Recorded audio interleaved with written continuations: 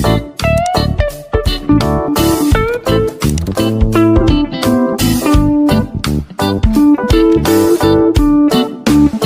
عليكم ورحمة الله وبركاته. ازيكم يا بنات؟ عاملين ايه؟ يا رب تكونوا بخير. كل سنة وانتم طيبين. خلاص رمضان على الابواب. فيديو النهاردة ان شاء الله هيعجبكم. النهاردة ان شاء الله هبدأ معاكم في تجهيزات شهر رمضان الكريم. اعاد الله عليكم بالخير واليمن والبركات. واول حاجة هفرزها معاكم هو الكرنب. هعمله معاكم بأسهل طريقة، وهيقعد معاكي في الفريزر من غير ما يغير لونه ولا طعمه، وكمان من غير ما يجلد منك. هي معلقة واحدة بس هتحطيها في مية سلق الكرنب، هتفرق معاكي كتير في التفريز. هتخلي الكرنب معاكي فريش طول السنه. هتطلعيه من الفريزر هيكون معاكي زي ما يكون لسه سلقاه دلوقتي حالا. انا جايبه كرنبتين حجمهم وسط، وكل واحد هيجيب على قد مقدرته. جبت الكرنب واختار الكرنبايه المدوره وكمان مش مليانه قوي، عشان المليانه بتكون مليانه على الفاضي وساعات بتكون من جوه مزرعه. لما تيجي تخبطي على الكرنبايه بتعمل صوت، هتعرفي ان الكرنبايه دي هتطلع معاكي حلوه، وكمان هترمي معاكي ورق كتير. هسلق الكرنبايه زي ما هي سليمه. شلت راس الكرنبايه عشان ورق الكرنب يطلع معايا بكل سهوله. هشيل راس الكرنبايه التانيه بسكينه حاميه. هفرغ الكرنب. بسم الله الرحمن الرحيم.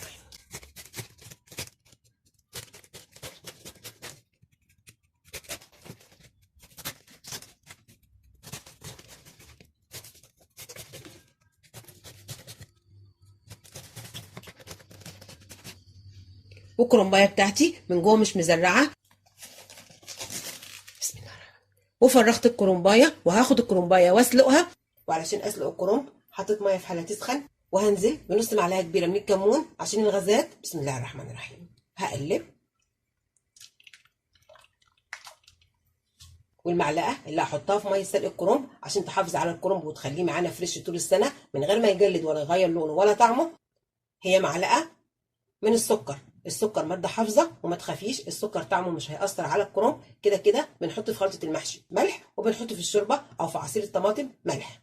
هحط السكر. بسم الله الرحمن الرحيم. وهقلب. ما تحطيش في ميه سلق الكرنب ملح. الملح بيخلي ورق الكرنب يجلد لما بيقعد في الفريزر كتير، وكمان الملح هيخلي ورق الكرنب يتهرى معاكي. السكر ماده حافظه هتحافظ على ورق الكرنب. لما تطلعي ورق الكرنب من الفريزر هتلاقيه طازه زي ما تكون لسه سلقاه دلوقتي حالا. وقبل ما الميه بتغلي بنزل بالكرنبايه. بسم الله الرحمن الرحيم. بحط الكرنب على وشه، وكل دقيقتين هقلب في الكرنبايه عشان ورق الكرنب كله يكون سوا واحد. وكرنب التخزين ما بياخدش وقت في السوا، عشان التلج بيخلي ورق الكرنب طري شويه. هقلب الكرنبايه على ظهرها. بسم الله الرحمن الرحيم.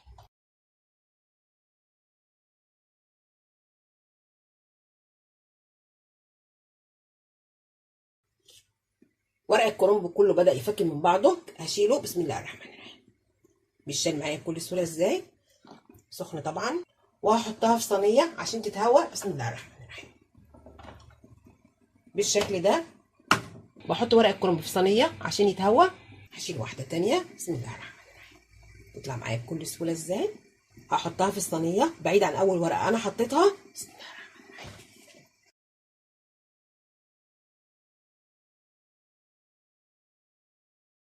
ولما ورق الكرنب بيبرد برص فوق بعضه واحط في الصينيه ورق كرنب جديد.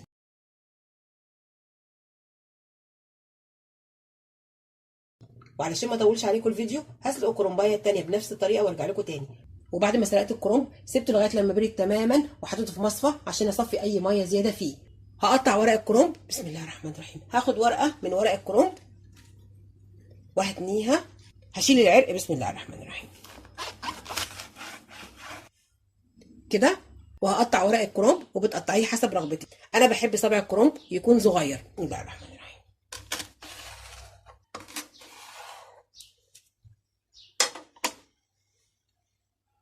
بالشكل ده. هحط ورق الكرنب فوق بعضه. بسم الله الرحمن الرحيم. وهحطهم في طبق. بسم الله الرحمن الرحيم. وهقطع ورقه تانية من ورق الكرنب. بسم الله الرحمن الرحيم.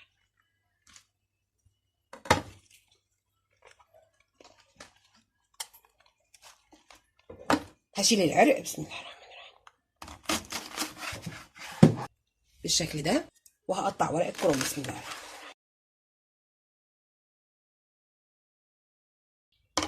وممكن كمان بتلفيه. بسم الله الرحمن الرحيم. بتلفيه رول بالشكل ده وبتقطعيه.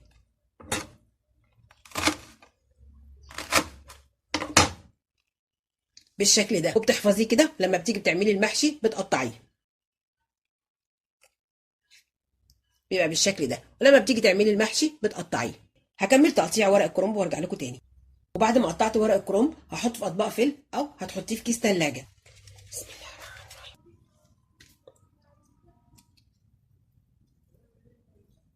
برصصه فوق بعضه عشان يكون متساوي، عشان لما تيجي تحشيه تاخدي الورقه بكل سهوله. بالشكل ده وهحطه في طبق الفيلم. بسم الله.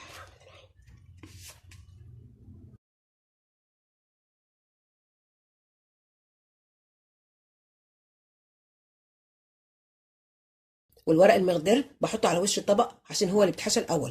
بسم الله الرحمن الرحيم.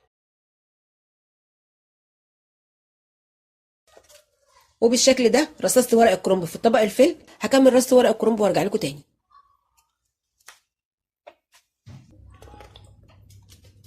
وهغلف طبق الكرنب بالاسترتش او هتغلفيه بكيس تلاجة. وعروق الكرنب بحفظهم في كيس تلاجة، ولما اجي احشي المحشي بحطه في قاع الحله. ممكن كمان بتخليه لي عروق الكرنب. وهفرز كمان القلقاس بأسهل طريقه ومن غير ما اغسله ولا اسلقه، عشان لما بتغسلي القلقاس بيفقد القيمه الغذائيه بتاعته. وفي نفس الوقت القلقاس هيفضل معاكي ابيض من غير ما يسود ولا يغير لونه ولا طعمه. مكون واحد بس موجود عندك في البيت هو اللي هيخلي القلقاس معاكي ابيض زي الشمع. هبدأ بسم الله الرحمن الرحيم. واول حاجه هعملها هقشر القلقاس. جايبه القلقاس حجمه صغير عشان يتقشر معايا بكل سهوله. لو هتجيبي القلقاس حجمه كبير بتقسمي الواحده على 2 او على 4 وبتقشريه. بسم الله الرحمن الرحيم.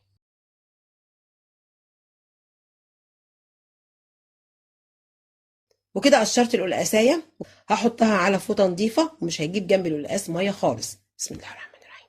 هقشر واحده تانية. همسح السكينه. بسم الله الرحمن الرحيم.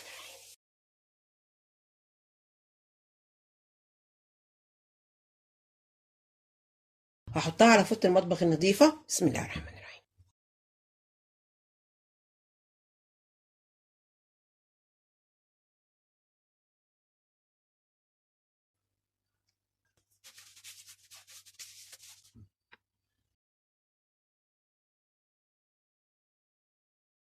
وبعد ما قشرت القلقاس بقشر الليمون هشيل اي رواسب من عليه. بفوطه نظيفه او منديل مطبخ همسح القلقاس. بسم الله الرحمن الرحيم.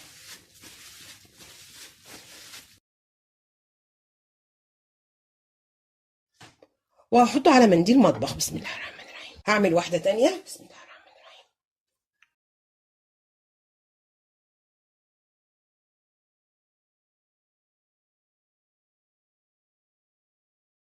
وهقطع القلقاس مكعبات. بسم الله الرحمن الرحيم. وبمسح السكينه بالمنديل. بسم الله الرحمن الرحيم. وهقطع القلقاس مكعبات. بسم الله الرحمن الرحيم. بتقطعي حجم القلقاس حسب رغبتك.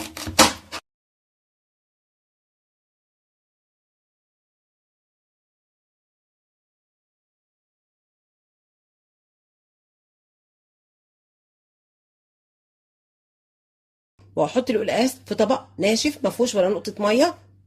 بسم الله الرحمن الرحيم. وهكمل تقطيع القلقاس. بسم الله الرحمن الرحيم.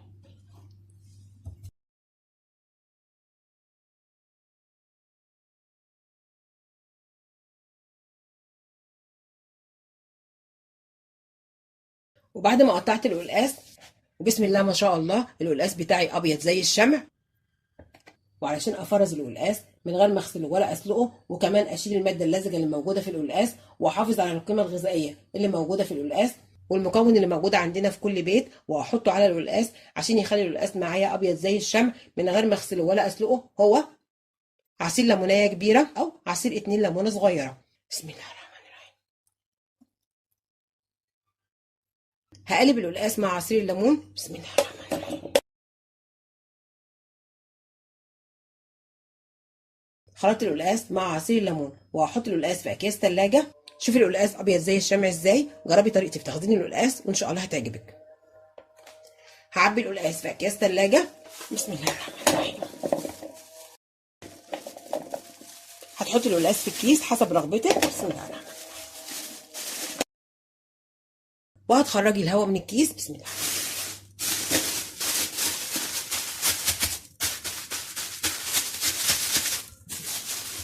وهلف الكيس، وممكن كمان بتربطي الكيس. بسم الله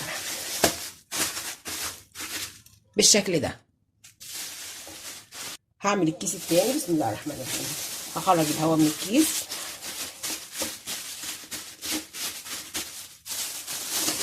وهلف الكيس. بسم الله.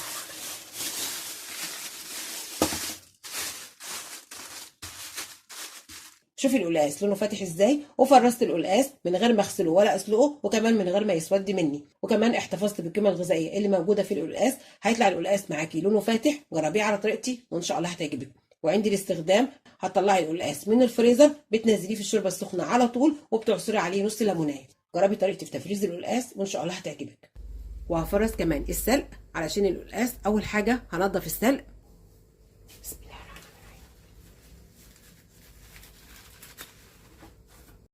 وهاخد ورقة السلق بس، وهرمي العنقود بتاعها بالشكل ده. باخد ورقة السلق وبرمي العنقود بتاعها.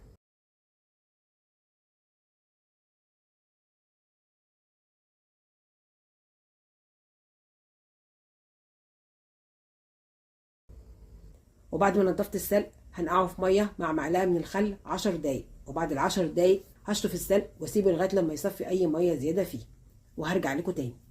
وبعد ما غسلت السلق وصفيته هقطعه، وهقطعه عشوائي. بسم الله الرحمن الرحيم. اخدت كمية من السلق وهقطعها عشوائي. بسم الله الرحمن الرحيم. وهحطها في طبق.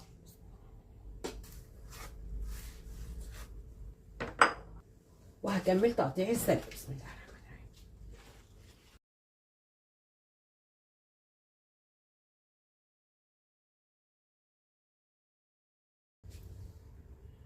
حطيت في طاسه زيت يسخن ونزلت بالسلق، وهحط كمان كزبره خضراء، الورق بس كزبره خضراء تدي ريحه حلوه جدا للسلق. وهقلب السلق مع الكزبره الخضراء لغايه لما السلق يخفش.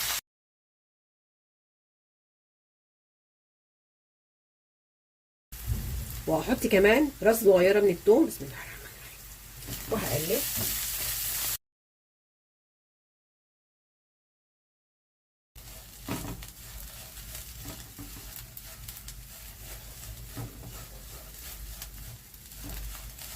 كده خلاص السلق وصل للمرحله المطلوبه، بيخرفش، او بمعنى اصح السلق نشف من اي ميه موجوده فيه. سمع صوته. وكمان الثوم اتحمر. هطفي النار على السلق وهسيبه لغايه لما يبرد، وهرجع لكم تاني. وهنعم السلق في الهون، وممكن كمان بتنعمي السلق في مطحنه التوابل.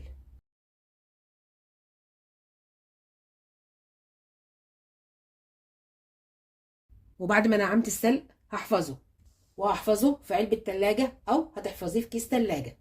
وبعد ما نعمت السلق حطيته في علبه تلاجة، وممكن كمان بتحطي السلق في كيس تلاجة وبتحطيه مع القلقاس.